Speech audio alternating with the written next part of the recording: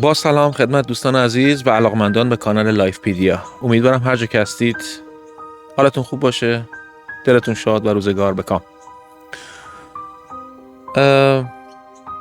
امروز دوست دارم راجع به این موضوعی صحبت بکنم که با یک خاطره از خودم میتونم خیلی خوب واردش بشم و فکر کنم گفتن اون خاطره خوب باشه. خاطری که برای خود من بعد گذشته چند سال همچنان مرورش آموزنده است.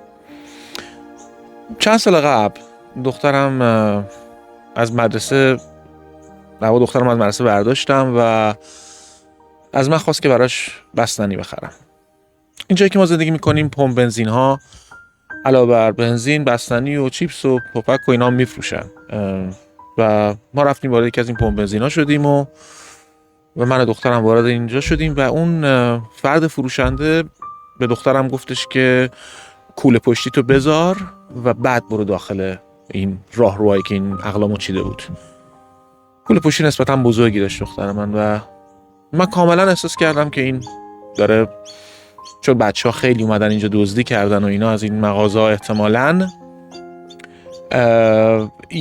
این فرد داره برمیگرد میگه کوله پشتی رو بذار و بعد برو داخل و خیلی بهم برخورد این موضوع. حقیقت اون لحظه این که چرا در واقع داره به نوعی داره میگه که با اینکه پدرت اینجا هست ممکنه همچنان دزدی بکنی و یه جوری احساس کردم داره به من میگه که انگار این دزدی که به شکل بالقوه ممکنه انجام بشه انگار تاییدیه من رو هم داره. یعنی و به خاطر همین با همین افکار شروع کردم درگیر شدن و یک دفعه عصبانی شدم، خشمگین شدم و به اون فروشنده با لحنی تند و برای بچهای دیگه هم که اونجا بودن گفتم که تو اصلا اجازه نداری اینطوری حرف بزنی با بچه من که مگه نمیبینی منی که پدرشم باهاشم و تو چرا اصلا فکر میکنی این وقتی که من باهاشم این میتونه اصلا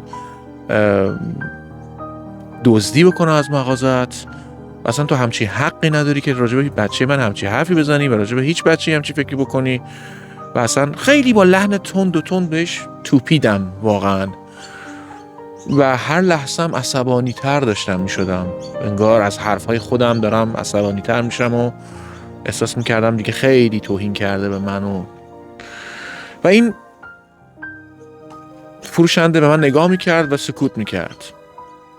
وقتی که حرف من تموم شد برگشت من گفتش که من به خاطر این نگفتم که فکر میکردم ممکنه بچه تو دزدی بکنه. کیفش بزرگه، کیف بچه مدرسه‌ای بزرگه، این راهروها تنگه و اینا وقتی با کیف برن وقتی اونجا بچرخن این کیف میخوره تمام اینا رو میریزه. به علاوه اینکه به منم گفتن، من اینجا فروشندم، به من گفتن اینو بگم و بعد یه سکوتی کرد و اینجا مهم بود. به من نگاه کرد گفتش که آقا شما فکر نمی کنی اینطوری جلو بچت سر من داد میزنی من خجالت میکشم؟ جلوی بچهای دیگه سر من داد میزنی فکر نمی کنی تحقیر میشم من این بچه ها رو باید هر روز ببینم اینجا اینطوری سر من داری جلوی اینا داد میزنی؟ من خیلی یه لحظه به خودم اومدم که اصلا من چیکار کردم، ولی احتمالاً غرورم اجازه نداد که معذرت خواهی کنم یا هرچی. از مغازه زود اومدیم بیرون بدون که حتی بستنی که میخواستیم بخریم. گذشتش اومدم خونه و فکر کردم و واقعا احساس کردم خب من اینجا مرتکب یه اشتباهی شدم و فرداش رفتم اون پیداش کردم و ازش معذرت خواهی کردم. حالا این تیکش بگذاریم. حالا این مدخل خوبی برای بحثی که من امروز میخوام شروع بکنم. من خیلی فکر کردم ببینم که واسه یک زندگی ارزشمند چه مواد اولیه‌ای در وجود یک انسان لازمه. ما برای اینکه زندگیمون رو بخوایم ارزشمندتر بکنیم باید چیا داشته باشیم در خودمون. با روانشناس‌های مختلفی رو هم که حرفاشون رو شنیدم و مشورت هم کردم بعضن به این نتیجه رسیدم که انگار تعریف انسانی که سالم هست خیلی شبیه است به انسانی که انگار داره زندگیش ارزشمند میکنه. من به 3 تا چیز رسیدم، کوتاه میگم. این 3 تا چیزی که در واقع 3 کیفیتی که یک انسان اگر داشته باشه به نظر من تازه شروعیه برای اینکه میتونه فکر کنه حالا چه کار بکنم زندگیم ارزشمندتر بکنم. اولیش بحث ارتباط با حقیقت، با واقعیت، نه حقیقت، با واقعیت. یعنی اینکه من درک بکنم واقعیت موجود من، اطراف من چیه. این واقعیت اطراف من طبیعتا متشکل از آن چیزی است که من میبینم، میشنوم، میبویم، میچشم، لمس میکنم. در واقع حواس 5گانه اینا واقعیت های دور بر منه.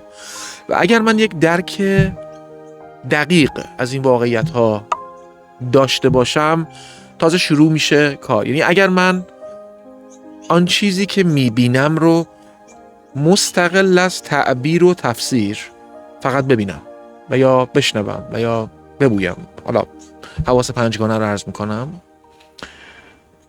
این تازه من رو از مرحله اول عبور میده. در پرانتز اینو بگم، با همون روانشناسا که صحبت کردم به این نتیجه رسیدم که بیماری های روانی همشون از ساده ترینشون که شاید افسردگی باشه تا پیچیده ترینشون که شاید اسکیزوفرنی باشه، تعریف همشون در واقع در نهایت عدم ارتباط با واقعیت. یعنی یک آدم افسرده و یا مضطرب کسیه که واقعیت‌های دوربرش رو به شکل اغراق‌آمیز تهدید کننده و یا ناراحت کننده میبینه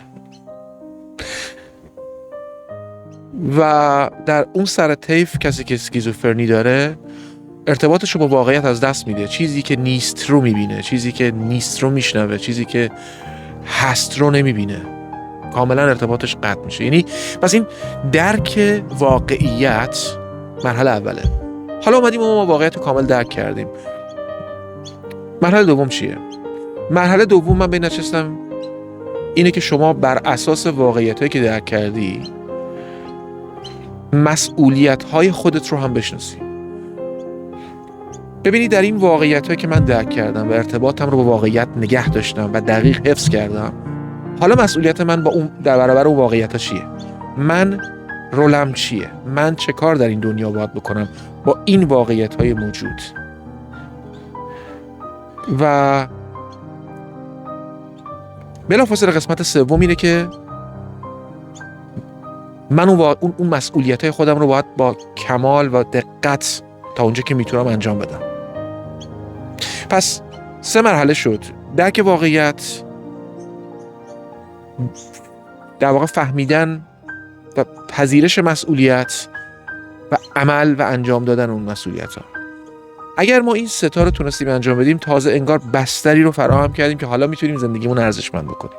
حالا میتونیم به هنر فکر بکنیم، حالا میتونیم به زیبایی ها فکر بکنیم، حالا میتونیم به خودمون چیزی اضافه بکنیم. برگردم به مثال اولیه که در واقع خاطره که گفتم، من چه کار کردم اونجا؟ من واقعیت رو درک نکردم در اون لحظه‌ای که واقعیتی بود که اون فرد به دختر من گفت که کیف تو بذار زمین. من تفسیر کردم و به تفسیرم عکس‌العمل نشون دادم. من نیومدم برای درک واقعیت تلاش کنم، نیومدم بپرسم از فرد چرا این کارو بکنم. من پیش فکر کردم که من واقعیت رو درک کردم و حتی پس از این که من فکر کردم واقعیت درک کردم مسئولیت خودم رو درست تشخیص ندادم. یعنی مسئولیت خودم رو هم به خودم وقت ندادم که مسئولیتم رو تشخیص بدم. پس من نه مرحله اول انجام دادم و نه مرحله دومو. در واقع نه واقعیت رو درست درک کردم، به طبع اون من مسئولیت‌های درست خودم رو تشخیص ندادم و حتی اگر واقعیت این می بود که اون فرد اتهام دزدی داره میزنه و یا احتمال دزدی داره میده، باز مسئولیت دقیق من اون لحظه این بود که کار دیگه بکنم، نه اینکه تند خوبشم و بر سر اون فرد داد بزنم. خب من در اون لحظه مقطعی از زندگی خودم رو از ارزش تهی کردم، بی‌ارزش کردم، به خاطر اینکه واقعیت رو درک نکردم، به خاطر اینکه مسئولیت خودم رو درک نکردم و طبیعتاً مسئولیت خودم رو هم انجام نتونستم اون لحظه بدم.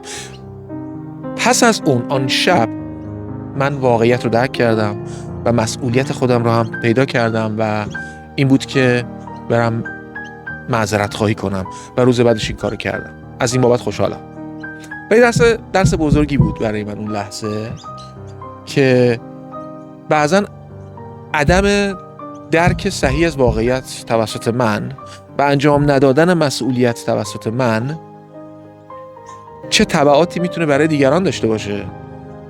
عدم درک واقعیت توسط من برای دیگران که واقعیت تلخ ایجاد میکنه. عدم درک واقعیت توسط من برای اون فرد این واقعیت رو ایجاد کرده یک نفر سرش در برابر چند تا بچه داره داد میزنه. نمیخوام وارد حوزه‌های اخلاق بشم تو این ویدیو که اونم طبیعتا یک لایه دیگه اضافه میکنه به این ماجرا، ولی در کل خواستم این موضوع رو باهاتون در میون بذارم که من احساس میکنم این 3 موضوع با همین ترتب مینیمم و کمینه یه چیزی است که یک انسان در خودش باید ایجاد بکنه که تازه بستری رو فراهم بکنه، که تازه بتونه به سمت ارزشمندتر کردن زندگیش پیش بره. ما تو این کانال راجع به زندگی صحبت میکنیم و راجع به ارزشمندتر کردن زندگی صحبت میکنیم. امیدوارم که این ویدیو برای اون کسایی که دارن میبیننش یکم به درد خورده باشه. اگر این گونه حرفا رو دوست دارید و دوست دارید که این حرفا به گوش آدمای بیشتری برسه، لطفاً این ویدیو رو به دیگران و این کانال رو به دیگران معرفی کنید. برای من خیلی خوشحال کننده خواهد بود. لطفاً اگر سابسکرایب نکردید سابسکرایب کنید و نظرتون رو هم بنویسید راجع به این حرفا که در واقع محدوده مسئولیت کجاست. اون قسمت دوم یه تاپیک خیلی جدیه که برای من همواره سواله که مسئولیت من از کجا شروع میشه و در کجا تموم میشه. حتما راجع به موضوع در ویدیوی بعدی صحبت خواهم کرد. فعلا تا ویدیوی بعدی، خداحافظ.